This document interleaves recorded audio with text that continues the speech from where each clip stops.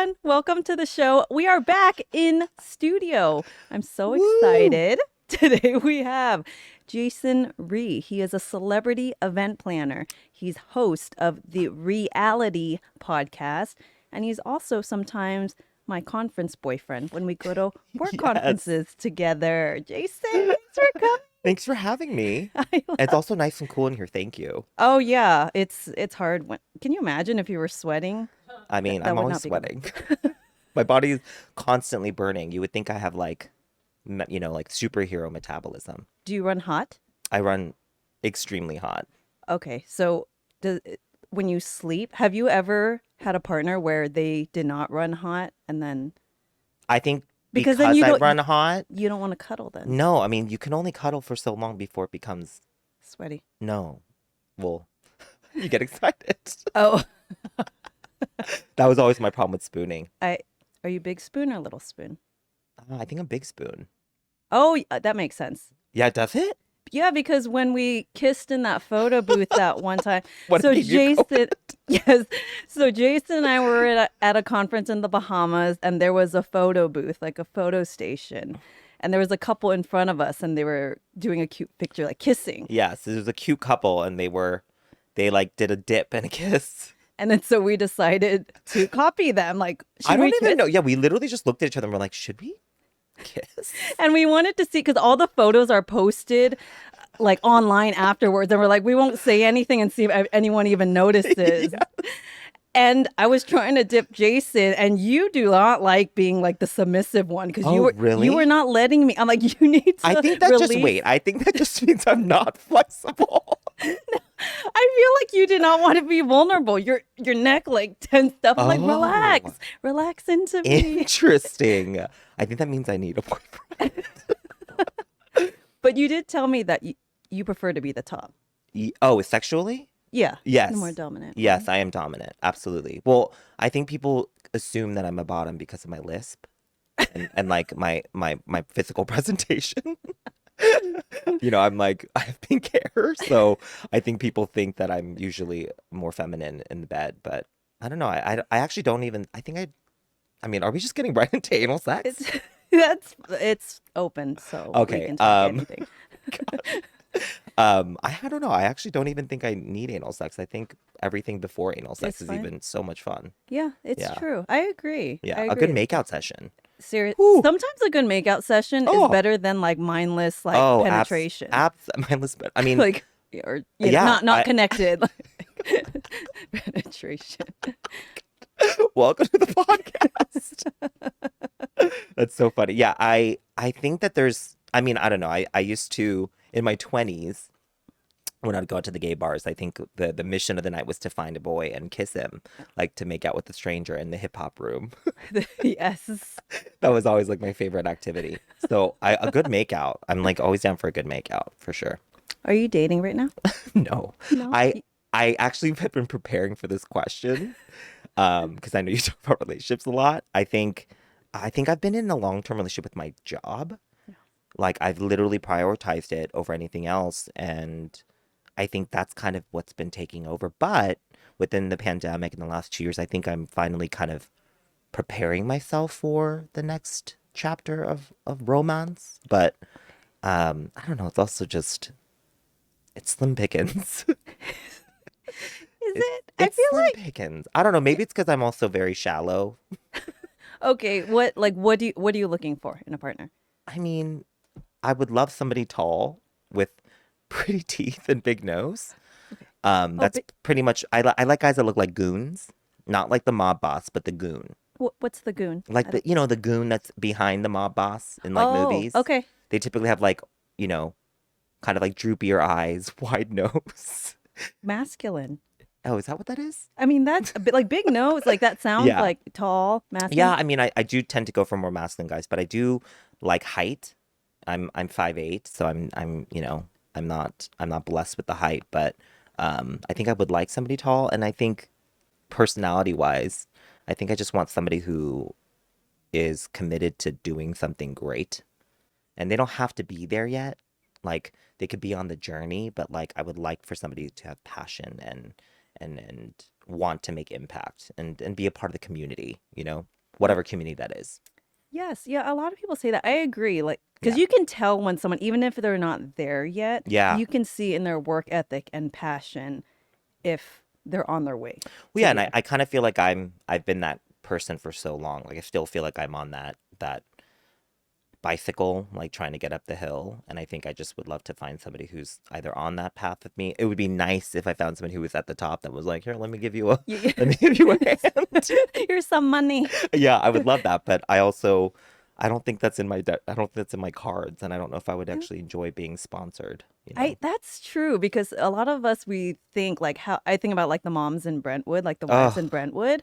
Like I yes. was like, oh my gosh, like the life that they live. Basically, if I didn't have to worry about money, I would be doing the same thing they're doing, which is throwing parties to raise money for charities Philanthropy. that, yes, Philanthropy. yes. Yeah, yeah. And so I do want to do that. The difference is I'm gonna make my own money because I want to make my own money. There's something Yes. different when you earn it yourself. Yes, I love to spend money and I love to spend money on stupid things. Yes. And I can't do that if I'm spending someone else's money. So I got to make money. What if he doesn't care and lets you spend it however you want? I mean, I feel like if I find someone like that, there's going to be a compromise on the other end. Like, they're 4'3" or, and again, I could work with, I mean, I don't want to be a heightist. Is that a thing?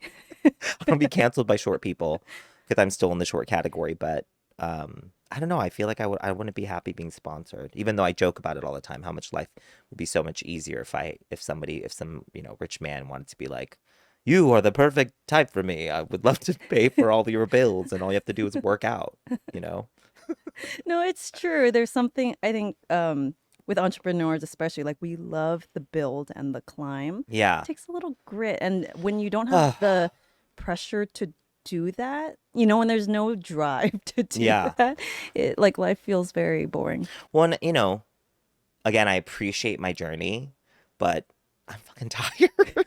It's and I'm what tired. what you do is very demanding, like physically. Yeah. I mean, you're It's wearing physically your demanding. Cole Haan shoes. Anyone in the event industry will Well, know look, okay, you Cole know what? Hold Haan's. on. Let me just show you guys. There's Yeah, a doc, yeah. there's a gel pad in here You need because those. Yeah, I'm at that point in my I just age. bought some. They're I got so fantastic. excited too when I bought them. I was like, oh my God, I'm so excited to put my gels in. And it feels fabulous. But also these Cole Haans are not sponsoring me, but they should sponsor me. Use my promo code. Um, they're the most comfortable shoe ever. They are. Yeah. They are. For those who don't know, I did wedding and event photography for 15 Oh years. my And gosh. so, yeah, finding the Cole Haan shoes are one of the best. Photography is also to know that you have to have that photo That and God pressure, forbid like anything happens to that content, it's like stressful. that's stressful. But also I dabbled in photography during the pandemic and the culling of images, which is when you like, I mean, you know culling of images, obviously. No, but it's good. No one Yeah. else does those. Culling of images like when you take all these photos and you have to like essentially sort through them and then pull the ones that you want to present and color and correct. I'm a hoarder. I'm a digital hoarder. So I just would have like 8 photos of the same.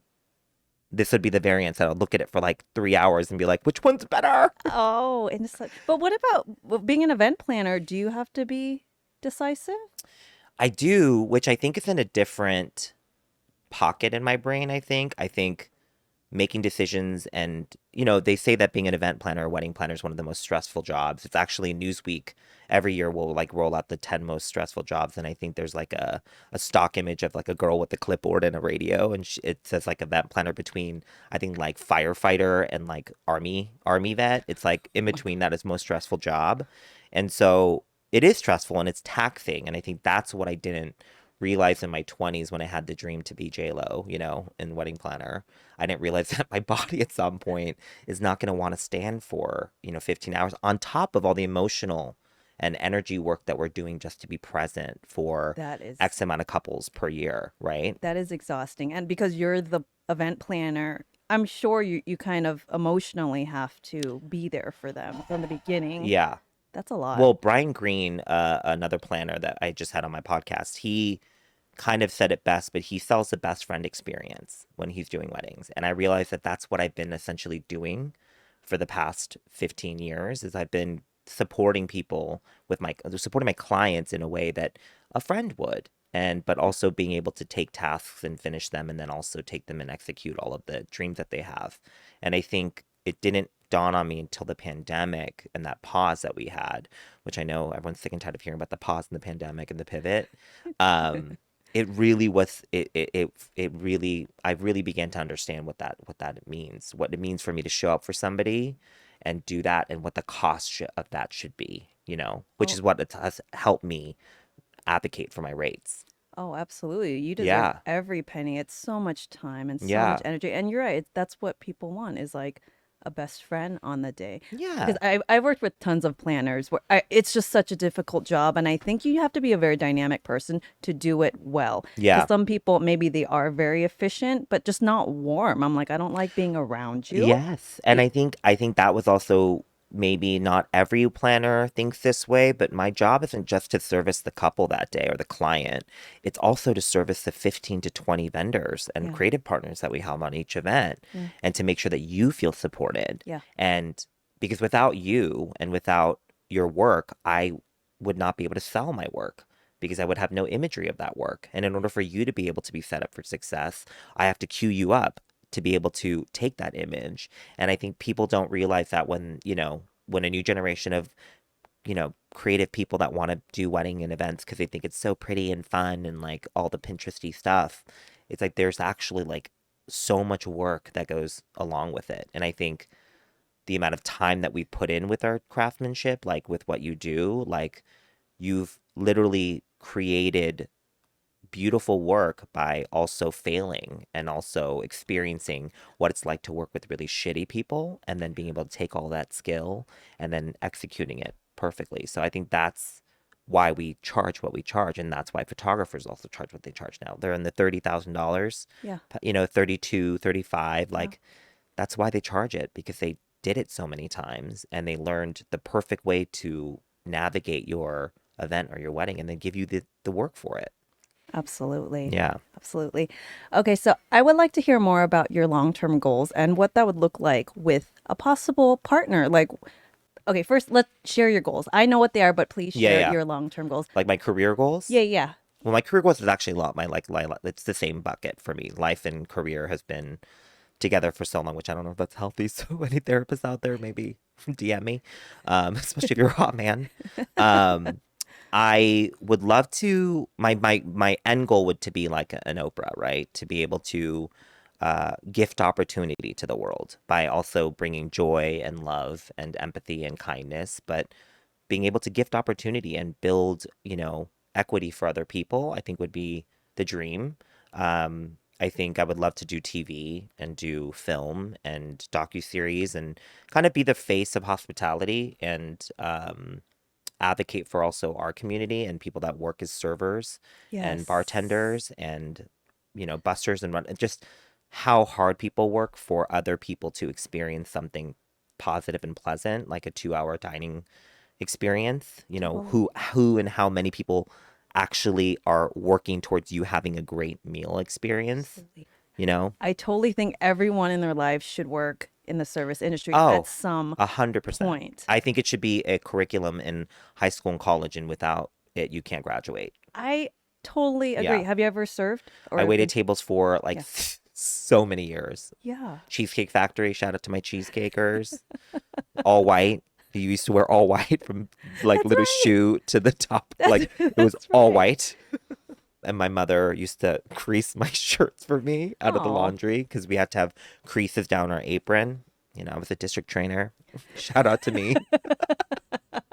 But yeah, I think I would also love to be the first gay minority late night host on network TV. yes. Like be the first, because I know that they've had a few try, but not on network television. It's Mm. so I would like to be the next James Corden or Yes. Jimmy Fallon or Jimmy Kimmel, Yes. You would because be so good at that. I would love that. I mean, you have an acting background, right? I do. I started in theater in high school and or middle school actually, and I mean the parts then weren't that great. I played like Ricky Ricardo in a in a school production, and everybody was like, "Why is this kid from Up playing Ricky This Ricardo?" kid from Up.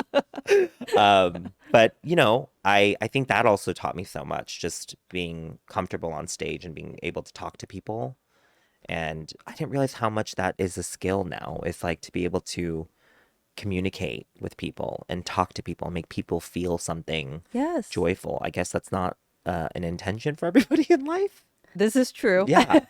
Um, It is not. yeah, and I want to respect all types of people. I get it. Like, there's a lot of people that are introverts, and I'm in many ways an introvert too. But I know theater and I think waiting tables have kind of added so much value to my life. So it's been able to get me into rooms and be able to navigate rooms in a more comfortable way and being able to, spark joy and win people over and then essentially build my equity, you know? Got it. Yeah. So, as you're working, as you're building towards this, just say a partner comes into the picture, like what does support look like to you in your mind? Like, would he be with you all the time? Would he do, like, would you have separate careers and I he's just like, don't. you do you, babe? Yeah, I mean, my last relationship was quite a long time ago. And I think at that time, I really wanted somebody that could be a power couple, right? Like somebody that you can build with. I think now, I think I just would like somebody who is excited for my success because I get excited for other people's success. And I also didn't realize that that was not something that everybody is. I didn't realize that people didn't like other people winning. I think everybody should win. And yes, I'm competitive. So if I'm going to play a board game night with you, I definitely want to win. But in life, I want everyone to win. I would love for you to be successful. And if that means that you get a show, I would be rooting for you and be so excited for you and hopefully be in the green room as one of your, VIPs. But I think I would just want to find somebody who is excited for life and excited for success and not and kind of comfortable with also, experiencing a little bit of the darkness stuff. Like not somebody who's so resistant to any type of work that also comes with being in a relationship, which I mean, again, I've been single for so long, so I understand how much time that it takes to dedicate to that. Absolutely. And I would say that's a necessity for a long-term Yeah. relationship because that's a part of life. Things are not, unless you have a very superficial relationship where you don't go deep Yeah. and you avoid certain things, there's going to be downs. There's ups, downs. Yeah, the And every, wins and the woes, like I talk about, right? yeah. Like, I think with every win there's a woe, and with every woe there's a win, and it's kind of like this everlasting, exhausting experience in this life. But Yeah. I think it's taught me so many things, and so I think I don't know if I'm even ready to be in a relationship yet, because Okay. I think there's still so much I want to do with my career, but I know that that's also probably not the healthiest thing to be like, well, when I make it, I'll then find a husband. And I don't even know if I really want to get married as a wedding planner. I know it's probably foreboding to say that, but I don't know if I want to get married. Yeah. I mean, I just love that times are changing, that it's not just one way to do things. Yeah, There's so yeah, many ways to be happy. Being yes, single is so fun and so yes, fulfilling if you have great friends, a career you love, yeah. hobbies. Like, It's it's like lovely. having a pet, and again, I'm going to be canceled by short people, and now pet moms and dads everywhere. But having a pet is so exhausting. It's Yeah. so much It's work, like a and toddler it's a child, for and as you long as have you're to give alive. them Yeah. so much of your time. And I love animals, but I also am realistic with what I want to spend my time doing, and Yeah. I don't have the capacity to show up for a dog every day Yeah. that I should, and I know I should. So if I'm ready to do that, and if I ever do that, I probably will do that. But it's like even having kids. I don't know if I really want kids, but I love kids. I love my parent. I love my friends' kids. I love, strangers' kids. Like I'm always the first to comment on some baby, and also sometimes like parents will like not acknowledge me, which I think is also kind of weird, but it's fine. Like even with pets, I'm like, oh my God, your dog is so cute, and they're like, like what the fuck is your Not problem? friendly. Yeah. I find it strange when people aren't friendly I don't even know. sometimes. And I do have to understand. I just learned this in my sobriety is that there's a difference between being kind and being nice, and not Oh, you don't have to be nice. You just have to be kind. And I was like, "Oh, that makes sense." Like so I do understand that not everyone has to receive my joy, right? Like you don't have to acknowledge me, but in my egotistical brain, I'm like, yes, like why is it so hard to just smile back I, or just say have a great day? yeah, everyone's different. Yeah. Get your sobriety. Yes, can we talk about this? Because Yeah. I did not know. I did like because we were partying in Yeah. Yeah. Bahamas, Yeah. Yeah. and to me, like I just saw like healthy social drinking. I Yeah. I Yeah. didn't know that Yeah. it was a thing for you. Well, it's not so much the drinking, it's what happens after the drinking. But I think I'm recently sober, so I think I got sober in February. And for me it was more the narcotics and the fun stuff, the letters of the alphabet versus the alcohol. But I realized that alcohol for me was also kind of becoming a crutch where like after a long day or after like, when I used to wait tables after working like a double shift, I would want to go get shit faced. Okay. And it wasn't even to like go and rage. It was really just to unwind. And then I started to think about like how much alcohol I'm consuming. And they call it spirits for a reason. Like I think in the historical days. And again, I worked in liquor, so I don't think that people shouldn't drink. I think that if you can drink like they say responsibly and you can enjoy drinks and you can be responsible with it, then I think great. But I'm a person of abundance, and so for me it's like one is not enough and I have to just continue to go. So it's been a really interesting experience with sobriety. And I'm not a professional at it. I'm not like, I'm going to meetings, but I'm not like really understanding the full 12 steps yet. I haven't read the book yet. Okay. Okay. Sorry. Sorry. Just being sober is hard enough. But it's been a really, really beautiful experience, and to also kind of see the community and the whole world actually being so much more open to the conversations about sobriety and addiction and mental wellness and mental health. And, I think it's just kind of the perfect time for me to get sober, because I also really want to do great things. And when I'm hungover, the only thing that gets me out of bed is McDonald's fries and a Sprite, and I'm not going to find a husband that way. I unless he's into the same Yeah, but thing then and I you don't know guys if I can would just be into him. right. I don't want a man that's eating fries and Sprite every day. So did you decide that on your own, like this is not healthy, or did someone step in? Did someone say something? Um, I think throughout it's kind of like with therapy. I started therapy very late. I started therapy, I think, last year. And, I think people have kind of commented about it. But even with my addiction had kind of gone for so long, and I never even called it addiction. I just thought I was in my 20s and 30s just having fun and partying. But um, I think it was more so I started to see it affect my life in a negative, and I was beginning to not be able to show up for things or show up for people. And I was also not showing up for myself because I was numbing myself. And I think that part is the thing that took me many years to understand about addiction, is that it's not so much the drug or the product that you're putting in your body. It's what is creating that force to make you do it. Yeah. And I think for me, it was my way of like numbing and checking myself out and being able to, then recharge and then go out and like, again, be the joyful person that I think I am at my core. But even that too has been kind of a very interesting thought for me, is that did I create that persona of myself to survive with all of the different, others, being gay, being Korean American, growing up in a white community, wanting to be white, wanting to be straight? Like, did those factors of making a room laugh kind of more become a shield or armor to protect me? So that's like the thoughts I've been having with sobriety, which I'm like, I love it. Yeah. And I'm still very new to the journey. Again, it was just in February. So um I'm just really excited to do it. And I think if you can, again, I'm not like an anti-drug user. Like if you want to do drugs, like by all means do whatever makes you happy. But if it starts impacting your life and it starts ruining your life, I think that's when you really need to look at the choices you're making. Absolutely. Yeah. And then also with going to therapy as you heal Oh as yeah. well, I feel like your personality starts to kind of like break apart as one Oh heals yeah. as well. Have you noticed? I mean, yes, but I also, my first therapy experience, and again, I just went through BetterHelp. I do have a promo code somewhere, but I don't have to use it because I'm not on BetterHelp anymore.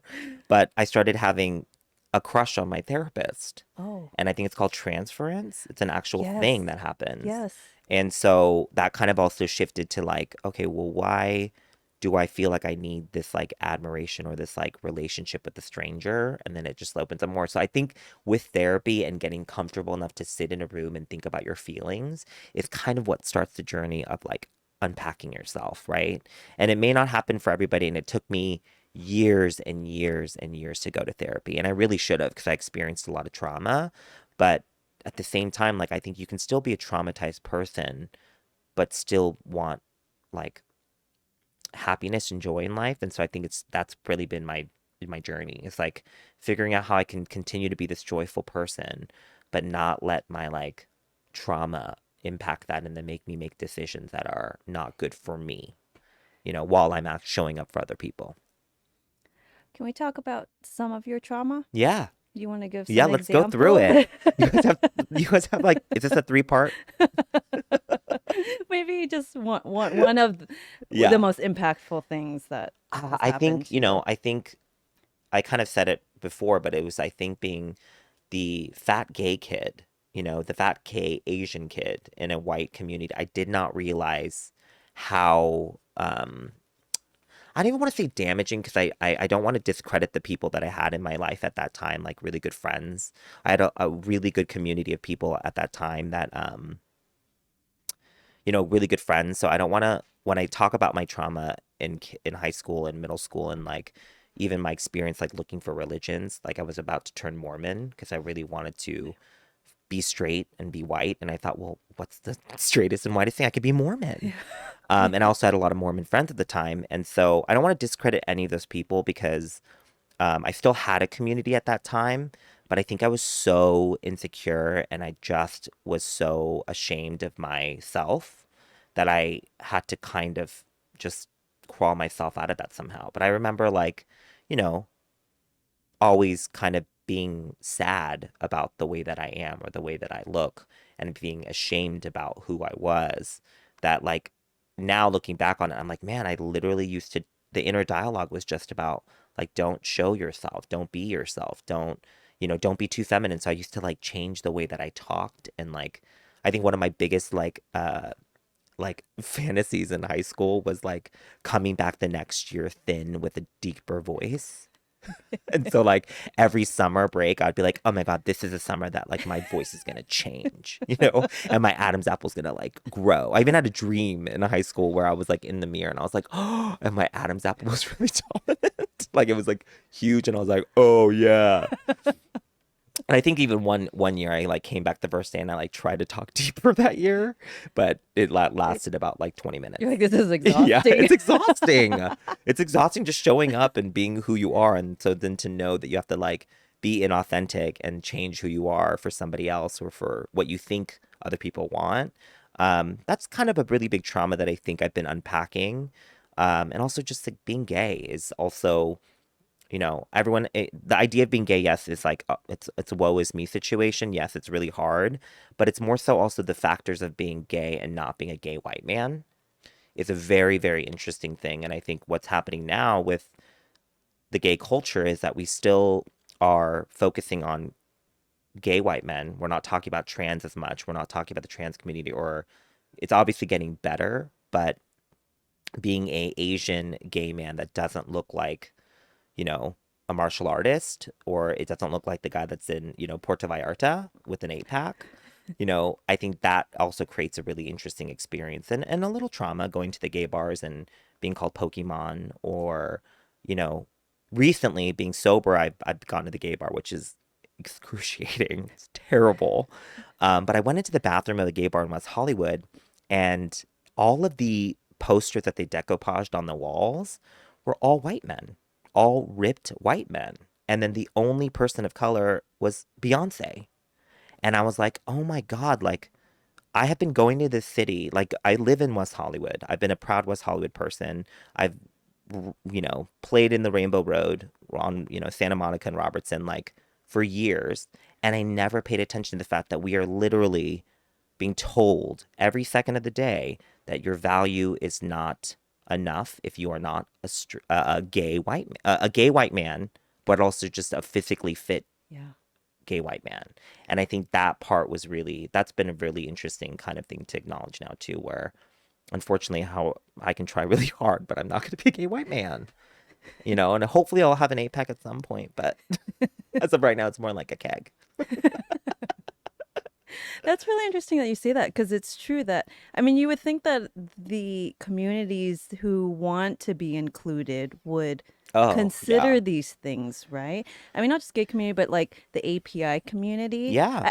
I mean, I love what's happening and that we're, getting more movies Yeah. and things like that. But with these, with the clickiness sometimes it can become like you're doing exactly what you didn't like that the other people Yeah. were doing. And again, like I don't want to say that it's that clickiness only exists in the white spaces. Like I definitely saw clicks growing up in the Korean community.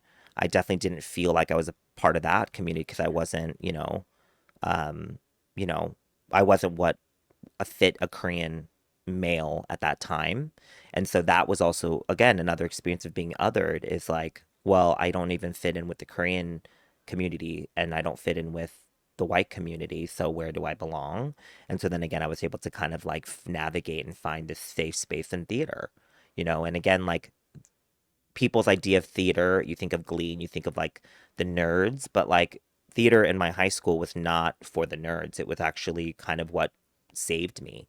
It was actually what put me in a social class that was above because I was in theater. And I think but I was able to find that safe space, and I think it's interesting how inclusive communities can also discriminate, and they can kind of shift people, make people feel a certain way. So now as I'm like in my late 30s and I'm like experiencing West Hollywood again, it's really, really problematic. It's pretty terrible. And then to know that like the one gay bar that we had for gay Asians called Rage, shout out to Game Boy, it was a Friday night and it was the only club that catered to the gay Asian men and also the people that liked Asian men. And that club has been taking over. It was bought and it was sold and then it became this new super club. But it was the one safe space for gay Asian men in West Hollywood, and now that's gone. And I think it's maybe there's a win and a woe to that. Maybe it's the segregation of it that's maybe it's creating a more of a diverse pool. But at the same time, it's like when you walk into a bathroom in a gay bar in West Hollywood and you're looking at the artwork that they put up and it's all white fit men, Yeah. you kind of begin to go, well, what about me? Like, what about me? Yeah, that's You know? totally I mean growing up too, right? With movies and stuff Oh like yeah. that. Like I didn't realize cuz I just kind of accepted. I'm a pretty accepting person like, "Oh, this is how it is." Yeah. But I didn't realize actually, and I'm not usually when it comes to politics and stuff. I'm not the person at the forefront like fighting for them like Yeah, we yeah, need yeah. more Asians in movies. I'm not that person. When Crazy Rich Asians came out, I didn't realize what a big impact it made to see them on screen. I was like, this is a really big deal, and I Yeah. didn't realize growing up like like what an impact that had I on me. mean, I agree with you. There's a new movie called Fire Island on Hulu, and it has Joel Kim Booster and Bowen Yang, two gay Asian comedians, but hilarious comedians. And it's a gay movie, and I have watched gay movies like for a long time, and I think even back in the day when Netflix was the DVD and you had to like order it and it would come in like 5 days. Um, and I would never see a movie that I could see myself in. And that was like the first gay romance film that I could see myself in. And I Yeah, was like, it is 2022. The fact that it is my first time seeing myself in a film yeah, is kind of shocking. yeah, But then all of my favorite movies from like, you know, the 90s and the 2000, early 2000s are so problematic now. yeah. And It's that's also funny. soul crushing too, because I loved Failure to Launch. I loved The Wedding Planner. But when you watch it again, I just watched The Wedding Planner again, and there's like a line that one of the actresses say, and she's like talking about flowers, and she's like, if you don't do this right, I'm going to deport you. And it's just like, and then, but again, that movie is what made me a wedding planner. So now I'm like, okay, well, in my next big goal is to remake the Wedding Planner movie, and I'll play Jennifer Lopez, and we'll Yes. have a diverse, queer, BIPOC, LGBTQIA plus cast, and it'll be like a remake where maybe she comes back and she's my boss, Oh, I love But I would it. love to do something like that. I would like to make impact, but also at the end of the day, like life is so hard as it is. Like, can we just add a little joy to it? And however I can make joyful impact that's kind of what I would like to focus on. That's beautiful because Yeah. I mean, if you could just make someone's day, make someone a little happier, Yes. like that is, I feel like that's the most important stuff in Yeah. life, right? Because by the time we're like dead, what do you take with you? It's Yeah. like your memories, right? Yes. The impact you've had on other people. Yeah. And I do think while doing that work, I'm now reminded about making sure that I'm taking care of myself first, which is so hard for me because, again, my job is to make sure that someone else is taken care of and all their needs are met. Um, I think I'm trying to find the balance right now of like what it means to show up for myself first and how that looks like, and even being able to not, I always want to show up for other people, but even being mindful enough to say like, I don't really have the capacity today, like to take this phone call Yeah. versus always being like, oh, hey, like, and giving them the hour, that I would Right. normally do. And I think that's like the work that I'm doing. Yes. And I don't know, maybe when you bring me back for like a check-in 2 years later, I do think that trauma and pain kind of maybe manifests in body. And I do think that the reason I've been out of shape for so long is because I've been carrying stuff with me. So I'm hoping that when I'm fully healed, I'm going to look, like a Greek god. But even that, is that problematic? No, I think Why not an Asian god? Why can't I be an Asian god? Why'd it have to be a Greek god? it's healthy. I Yeah. think that's Healthy, what it yes. is. Yeah, If I you're don't need the healthy. APAC, but I would just like to feel confident and joyful in my body. And I would like to be able to like take my shirt off and sit in this chair and not be worried about like my fupa showing. You know what I mean? I think that would be joy for me, right? You're talking about like pain being stored in the body. I totally believe Yeah. that it's true. Everything's Yeah. energy. I got work done once where I forgot exactly what it's called, but like something where they like massage your fascia. It's very painful. It was some guy in Kauai, very handsome guy. Oh, isn't it like is it like draining or something like that? What is it called? Oh, Don't they I like think do it on your face too with like a the like gua sha thing. oh it's called Well, gua sha? no. That the gua sha is the Chinese, that jade thing. Oh But you're yeah. right. He did my face too. I look like beat the fuck up after. No, I did. I looked in the mirror. I'm like, I look like I just got jumped. But the whole, the whole. Gosh, The- what people do it- to their it- bodies okay. for beauty. Okay, this is not for everyone, but I do think there's some truth that there is pain stored in the body. Yeah. And so the whole point of it is he's releasing everything. Like there's muscles everywhere, right? There's muscles in your face. And then he was like, can you hear it? It's like crunchy when I move, my knuckles over. I'm like, yeah. And especially our jaws. When he did my jaw, the I mean, the release fists you're making are already scaring me. of I need you to put your fists down. you cry. It's like the way you cry is like the way you cry when you're a kid and in Yeah. so much pain. I'm like, it hurts. You're broken down to that point, and he's like, this is the release. Like, here I go. And it does work because afterwards I felt completely different, and I just looked at myself Yeah. differently. It was very physically painful, but I do think to your point that stuff is stored Is in the that kind of body. like based with cheat? Because I just recently started dabbling in acupuncture. It's all kind of like those kind of modalities. Yeah. He had like a heated like jade rug and chakras, like all that Yeah. stuff, which I'm into, and I love learning and Me trying too. different things. Yeah.